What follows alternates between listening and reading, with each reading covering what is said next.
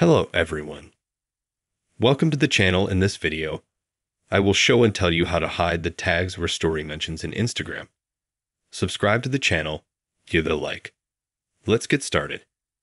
Let's go to Instagram and open your profile and click on Add Story and choose a picture or a video.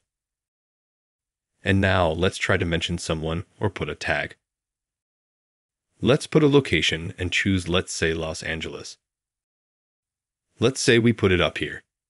Now we're going to press mark. Let's add a mark. As you can see, I have two marks on the screen. How to open them, or how to delete them, or how to remove them so that they are not visible. But they were. We take them and just put them at the bottom of the story. And hide them here under the black screen. And we also take Los Angeles, California, and we put the same thing at the bottom of the story. And as you can see, we still have a picture. We click Add Story. In this case, we can mention the person and add a tag, but no one will see what we did.